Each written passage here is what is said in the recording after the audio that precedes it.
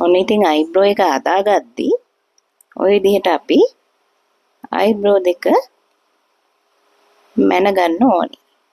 අපට ඕන උස ප්‍රමාණය, හැඩේ, අයිබ්‍රෝ එක තියෙන ප්‍රමාණය අනුව වැඩිපුර ඉවත් වෙන්න ඕන කොටස් ටික මොනවද? ওই විදිහට මාක් කර ගන්නවා අපි. මාක් කරගත්තට පස්සේ අනවශ්‍ය වටේ ඉරි ටික අයින් කරගන්න.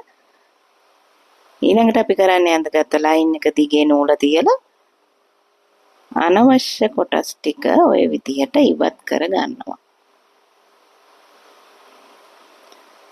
අයිබ්‍රෝ නැති කෙනෙක්ගේ එයාගේ අයිබ්‍රෝ එක කොහොමද තියෙන්න ඕනේ කියලා ඉස්මතු කරලා පෙන්නන්න අපිට මේ ක්‍රමයේදී පුළුවන්.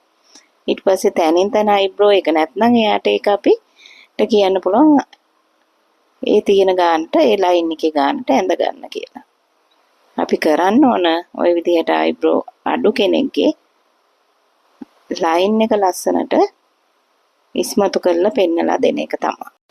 කිසිම දවසක අයිබ්‍රෝ එකක් හදලා නැති වුණත් ඕනම කෙනෙකුට මේ වගේ මැනලා ලයින් එක ඇඳගත්තට පස්සේ ওই විදිහට ගලව ගන්න පුළුවන්.